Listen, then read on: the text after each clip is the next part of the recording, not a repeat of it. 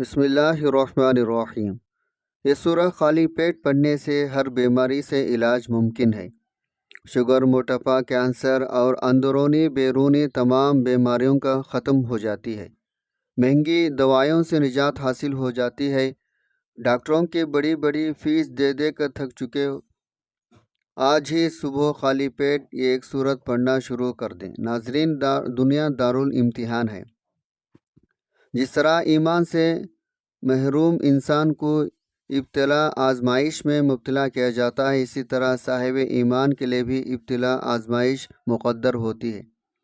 اسلام کا تصور یہ ہے بیماری اور شفا اللہ کی طرف سے ہوتی ہے۔ فرما بردار نافرمان کی کوئی تخصیص نہیں۔ حضرت انبیاء علیہ السلام بھی بیمار ہوئے ہیں۔ اللہ کے نبی صلی اللہ علیہ وسلم بھی متعدد مرتبہ بیماری میں مبتلا ہوئے۔ وصال کے موقع پر تقریباً 14 دن بیمار رہے۔ بیماری مومن کے لیے امتحان و آزمائش ہے۔ دنیا میں آزمائشیں بخشش اور مغفرت کے لیے آتی ہے۔ حقیقت میں بیماری ایک نعمت ہے، گناہوں کے لیے کفارہ ہے، رفع درجات کا سبب ہے۔ بیمار کو اللہ اور بندوں سے معافی تلافی اور حقوق کی ادائیگی کے لیے ایک موقع دیا جاتا ہے۔ حضرت کعب بن مالک رضی اللہ عنہ فرماتے ہیں، رسول اللہ صلی اللہ علیہ وسلم نے فرمایا، مومن کی مثال نرم نازک پودے کی سی ہے جسے ہوائیں ادھر سے ادھر جھکاتی رہتی ہے۔ منافق کی مثال صنوبر کے درخت کی سی ہے جس کی جڑیں زمین پر نہایت مضبوط ہوتی ہیں۔ ہوائیں اسے ادھر سے ادھر جھکا نہیں سکتے، یہاں تک کہ اسے ایک بارگی اکھاڑ دیا جاتا ہے۔ یعنی مومن کے غفلت سے بیدار کرنے اور اس کی اخروی ترقی کے لیے بار بار آزمائش آتی رہتی ہے۔ منافق اور بے ایمان کو مہلت دی جاتی ہے اور وہ غفلت کی زندگی میں مست ہوتا ہے، یہاں تک کہ اچانک اسے موت آ جاتی ہے یا اس پر کوئی عذاب نازل ہو جاتا ہے، جس کی وجہ سے اس کے لیے توبہ، استغفار اور گناہوں سے معافی تلافی کی کوئی صورت باقی نہیں رہتی۔ رسول اللہ صلی اللہ علیہ وسلم نے فرمایا، اللہ تعالیٰ ارشاد فرماتا ہے، میرے عزت و جلالی کے قسم، میں کسی شخص کو جس کی میں مغفرت کرنا چاہتا ہوں اسے دنیا سے نہیں نکالتا، یہاں تک کہ بدنی بیماری اور اس کی تنگی میں مبتلا کر کے اس کے گردن پر موجود گناہوں سے اس بندے کو پاک صاف نہ کر دوں۔ حضرت ابو سعید خدری رضی اللہ عنہ، حضرت ابو ہریرہ رضی اللہ عنہ رسول اللہ صلی اللہ علیہ وسلم سے روایت کرتے ہیں، آپ صلی اللہ علیہ وسلم نے فرمایا، مسلمان کو جو تھکان، بیماری، غم رنج، کوئی تکلیف اور غم حتیٰ کہ کانٹا بھی چبھتا ہے، اللہ تعالیٰ اس تکلیف کی وجہ سے اس کے گناہوں کو معاف فرما دیتا ہے۔ رسول اللہ صلی اللہ علیہ وسلم ام سعیب رضی اللہ تعالی عنہا کے پاس تشریف لے گئے اور فرمایا، کیا بات ہے، تم لمبی لمبی سانس لے رہی ہو؟ انہوں نے کہا، بخار ہے، اللہ اس نامبارک بنائے۔ رسول اللہ صلی اللہ علیہ وسلم نے فرمایا، بخار کو برا بھلا نہ کہو، کیونکہ بخار انسان کے گناہوں کو اس طرح دور کر دیتا ہے جس طرح بھٹی لوہے کے گندگی کو دور کر دیتی ہے۔ حضرت عبداللہ بن مسعود رضی اللہ عنہ فرماتے ہیں، رسول اللہ صلی اللہ علیہ وسلم نے فرمایا، کسی مسلمان کو بیماری یا کوئی تکلیف پہنچتی ہے، اللہ تعالیٰ اس تکلیف و بیماری کے وجہ سے اس مسلمان کے گناہوں کو اس طرح تیزی سے گراتے ہیں جس طرح درخت موسم خزاں میں اپنے سوکھے پتوں کو تیزی سے گراتا ہے۔ یعنی مسلمان کم وقت میں اپنے تمام گناہوں سے پاک صاف ہو جاتا ہے۔ ان تمام احادیث سے بات ثابت ہوتی ہے، بیماری مسلمان کے لیے رحمت الہی ہے۔ ناظرین، آج میں آپ کو ایک ایسی دعا سکھاؤں گا جس میں دنیا کی ہر بیماری، ہر پریشانی کا علاج موجود ہے۔ دنیا میں اس سے پہلے جو بھی بیماریاں آئیں، تا قیامت جتنے بھی بیماریاں آئیں گے، انشاءاللہ یہ دعا ان تمام بیماریوں سے آپ کی حفاظت کرتی رہے گی۔ اس دعا میں بہت طاقت ہے۔ جو موجود حالات ہیں، جو وائرل پھیلا ہوا ہے، اس وائرس سے حفاظت کے لیے آپ یہ دعا کثرت سے پڑھیں۔ انشاءاللہ آپ کو ہر طرح کی وائرس سے اور ہر طرح کی بیماری سے یہ دعا آپ کو محفوظ رکھے گی۔ ہمیشہ یاد رکھیں، صحت اور بیماری انسان کی زندگی کے ساتھ ساتھ ہے، انسان کی زندگی کے کوئی بھی 2 دن ایک جیسی نہیں ہوتے۔ اگر انسان خوش ہے تو کل وہ ضرور اداس ہوگا، اور اگر وہ اپنے جسم میں قوت محسوس کر رہا ہے تو کل وہ بیمار بھی ہو سکتا ہے۔ انسان کے اوپر دن میں بھی کئی طرح کی مختلف کیفیات گزرتی ہے۔ کبھی انسان روحانی طور پر بیمار ہوتا ہے اور کبھی انسان جسمانی طور پر بیمار ہو جاتا ہے۔ بیماری کی کیفیت صحت کی کیفیت سے مختلف ہوتی ہے اور ہر انسان محسوس کر سکتا ہے۔ ایسی صورت میں انسان کو دوا کے ساتھ ساتھ اللہ سے مدد مانگنی چاہیے، اللہ کی جانب رجوع کرنا چاہیے اور اپنے لیے خوب دعائیں کرتے رہنا چاہیے۔ بعض اوقات بیمار خود اپنے لیے دعا نہیں کر سکتا تو جو بیمار کی عیادت کرنے کے لیے، جو بیمار کو دیکھنے کے لیے اس کے دوست، رشتہ دار، عزیز اقرب، حتیٰ کہ جو ہسپتال کا حاملہ مریض کے لیے ایسی دعائیں پڑھ سکتا ہے جو اس کے لیے شفا یابی کا ذریعہ ہو سکتی ہے۔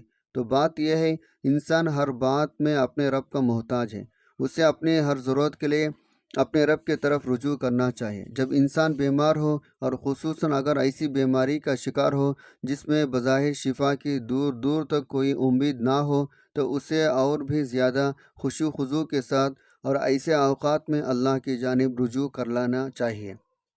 جلد از جلد صحت یاب ہو سکے، اس سلسلے میں کبھی بھی انسان کو اللہ تعالیٰ کی جانب سے مایوس نہیں ہونا چاہیے۔ بیماری ایک طرح سے رحمت ہے، اس سے گناہوں کی صفائی ہوتی ہے اور جنت میں انسان کے درجات بلند ہوتے ہیں۔ اللہ تعالیٰ بعض بندوں کے لیے آخرت میں بلند مقام کا فیصلہ کرتا ہے، مگر ان کے پاس وہ اعمال نہیں ہوتے جن کی وجہ سے وہ اس کے مستحق ہو سکے۔ اس لیے بسا اوقات بیماریوں، آزمائشوں میں مبتلا کر کے انہیں اس قابل بنایا جاتا ہے وہ آخرت کے اس بلند مقام کے اہل ہو جائے۔ پریشانیاں، بیماریاں ہمارے لیے رفع درجات کا ذریعہ ہے، بشرطے کہ ہم صبر و ہمت سے کام لیں، ثواب کی امید رکھیں، خدائے فیصلے پر، تقدیر پر راضی ہیں۔ ابو الشیخ صنعانی رحمۃ اللہ علیہ فرماتے ہیں، میں صبح سویرے دمشق کی جامع مسجد پہنچا۔ میری ملاقات اصحاب رسول اللہ صلی اللہ علیہ وسلم حضرت شداد بن اوس اور ثنا بحیر رضی اللہ عنہم سے ہوئی۔ میں نے ان دونوں سے عرض کیا، اللہ تم پر رحم کرے، آپ حضرات کہاں جا رہے ہیں؟ انہوں نے فرمایا، قریب میں ہمارا ایک بھائی ہے، اس کی عیادت کے لیے ہم جا رہے ہیں۔ تو میں بھی ان کے ساتھ ہو گیا۔ پھر ہم لوگ چلے اور اس بھائی کے پاس پہنچے۔ وہ دونوں صحابہ اکرام نے اس مریض سے پوچھا، تم نے صبح کیسی کی؟ خیریت سے ہو؟ اس مریض نے کہا، اللہ کے فضل سے صبح کی اور الحمدللہ خیریت سے ہوں۔ پھر حضرت شداد رضی اللہ عنہ فرمایا، گناہوں کو مٹانے والی اور معاف کرنے والی چیزوں سے خوش ہو جاؤ۔ میں نے رسول اللہ صلی اللہ علیہ وسلم سے سنا ہے، آپ صلی اللہ علیہ وسلم نے فرمایا، اللہ تعالیٰ فرماتا ہے، جب میں اپنے کسی مومن بندے کو آزمائش میں مبتلا کرتا ہوں اور وہ بندہ آزمائش میں بھی میری حمد و ثنا بیان کرتا ہے، تقدیر پر راضی رہ کر ثواب کی امید رکھتا ہے، صبر کرتا ہے، بے صبری شکوے شکایت سے اعتراض کرتا ہے، تو وہ اپنی بیماری کی بستر سے گناہوں سے پاک صاف ہو کر اس طرح اٹھے گا جیسے اس کی ماں نے اسے آج ہی جنم دیا۔ اللہ تعالیٰ فرشتوں سے فرماتا ہے، میں نے اپنے بندے کو عمل کرنے سے روک دیا تھا اور آزمائش میں مبتلا کر رکھا تھا، لہٰذا اس کے لیے اس طرح اجر لکھا کرو جس طرح تم اس کی صحت کے زمانے میں اجر لکھا کرتے تھے۔ بیماری بھی اللہ کی جانب سے ایک مسلمان کے لیے رحمت کا سبب ہے، لیکن بیماری کے دوران اللہ سے اپنی شفا یابی کے لیے دعا کرنا بھی سنت عمل ہے۔ بیماری پر صبر اور شکر کے ساتھ دعا بھی کریں۔ اور آج جو دعا میں آپ کو سکھانا چاہتا ہوں اس سے ایک واقعہ بھی جڑا ہے، وہ بھی آپ سنیں۔ ناظرین اکرام، حضرت عبداللہ ابن مسعود رضی اللہ عنہ سے روایت کیا، ان کا گزر ایک ایسے بیمار کے پاس سے ہوا جو سخت بیماریوں میں مبتلا تھا۔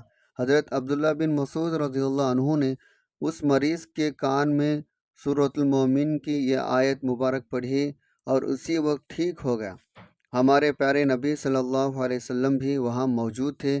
آپ صلی اللہ علیہ وسلم نے حضرت عبداللہ ابن مسعود رضی اللہ عنہ سے دریافت کیا، آپ نے اس کے کان میں کون سی آیات، کون سی دعائیں پڑھی تھیں؟ تو حضرت عبداللہ بن مسعود رضی اللہ عنہ نے عرض کیا، میں نے یہ آیت پڑھی تھی، بسم اللہ الرحمن الرحیم، افحسبتم انما خلقناکم عبثا وانکم الینا لا ترجعون، فتعالی اللہ الملک الحق لا الہ الا هو رب العرش الکریم، ومن يدعو مع الله إلها آخر له برهان له به فإنما حسابه عند ربي إنه لا يفلح الكافرون وقل رب اغفر وارحم وأنت خير الراحمين۔ ان آیات مبارکہ کا ترجمہ یہ ہے، تو کیا تم یہ سمجھتے ہو ہم نے تمہیں بیکار بنایا اور تم ہماری طرف لوٹائے نہیں جاؤ گے؟ تو وہ اللہ بہت بلند والا ہے، جو سچا بادشاہ ہے، اس کے سوا کوئی معبود نہیں، وہ عزت والے عرش کا مالک ہے، اور جو اللہ کے ساتھ کسی دوسرے معبود کی عبادت کرے جس کی اس کے پاس کوئی دلیل نہیں، تو اس کا حساب اس کے رب کے پاس ہی ہے، بے شک کافر فلاح نہیں پائیں گے۔ اور تم عرض کرو، اے میرے رب بخش دے اور رحم فرما، تو سب سے بہتر رحم فرمانے والا ہے۔ ناظرین، ان آیات کو چلتے پھرتے رات کے آخری اوقات میں یا کسی بھی وقت یا صبح کے وقت خالی پیٹ اگر آپ ان آیات کو پڑھ لیں، علماء اکرام نے لکھا ہے صبح کے وقت نہار منہ اگر آپ اس دعا کو 7 مرتبہ پڑھ کر پانی پر دم کر لیں، اس پانی کو آپ پی لیں، تو انشاءاللہ جسم کے اندر جتنے بھی روحانی جسمانی بیماری ہوں گے تو وہ ختم ہو جائیں گے۔ تو نبی صلی اللہ علیہ وسلم نے انہی آیات کے بارے میں ارشاد فرمایا، مجھے قسم ہے اس ذات کی جس کے قبضے میں میری جان ہے، اگر کوئی بھی آدمی یقین رکھنے والا ہو، یقین کے ساتھ اگر وہ یہ آیت پڑھ لے گا، پہاڑ بھی اگر یہ آیت پڑھے گا تو پہاڑ بھی اپنی جگہ سے پھٹ سکتا ہے۔ گھر میں کوئی نہ کوئی چھوٹی موٹی بیماریاں ہوتی ہیں، کوئی بھی انسان انکار نہیں کر سکتا اس کے گھر میں بیماری نہیں ہے۔ ہر انسان کے گھر میں چھوٹی موٹی بیماری، سر درد اچانک ہو جاتا ہے، بعض اوقات کچھ درد ہو جاتا ہے، تو آپ صبح نہار منہ اس کو 7 مرتبہ پڑھ کر پانی پر دم کر کے پی لیں، انشاءاللہ بہت زیادہ فائدہ حاصل ہوگا۔ لیکن اگر کوئی بھی بیمار ہو جو خود آیت نہ پڑھ سکتا ہو، آپ اس کے دونوں کانوں میں یہ آیت مبارکہ پڑھ لیں۔ اگر کوئی نہیں پڑھ سکتا اور اس پر دم کر دیجئے، اللہ کے حکم سے اسے بہت زیادہ فائدہ حاصل ہوگا۔ موجود حالات میں جو وائرس پھیلا ہوا ہے اس میں تو آج چلتے پھرتے اس دعا کو پڑھیں، انشاءاللہ اللہ پاک آپ کی اس وائرس سے بھی حفاظت فرمائیں گے۔ اور یہاں پر ایک اور بات میں بتانا بہت ضروری سمجھتا ہوں، بہت سارے لوگ جب کوئی دعا سکھاتا ہوں یا دعا بتلاتا ہوں اس طرح کی باتیں کریں گے کہ دل دکھتا ہے، ایسے لوگوں کے ایمان بہت زیادہ کمزور ہوتے ہیں۔ جان لیجئے ہمارا کام اللہ رب العزت سے دعا کرنا ہے، بے شک شفا اللہ کے ذات کے پاس ہے، لیکن ہمیں دعا کرتے وقت یہ اعتماد اور ساتھ یہ یقین رکھنا ہے شفا کبھی بھی دوائی کے ساتھ نہیں ہوتی، بلکہ شفا اللہ ہی دیتا ہے۔ تفسیر میں امام راضی فرماتے ہیں حضرت موسیٰ علیہ السلام ایک مرتبہ پیٹ میں درد ہوا تو حضرت موسیٰ علیہ السلام نے اللہ کے حضور دعا عرض کی، اللہ رب العزت نے ارشاد فرما فلاں جنگل میں فلاں جڑ بوٹی جا کر کھائیں، آپ کو شفا مل جائے گی۔ وہ چلے گئے، کھائے، شفا مل گئی۔ پھر کسی موقع پر پھر درد محسوس ہوا، اب اللہ سے کلام نہیں کیا، سوچا کہ وہی علاج ہوگا، وہی دوا ہوگی، وہ چلے گئے اور وہاں جا کر جڑ بوٹی کھائی، لیکن اب کی بار بیماری بڑھ گئی تو ختم نہیں ہوئی۔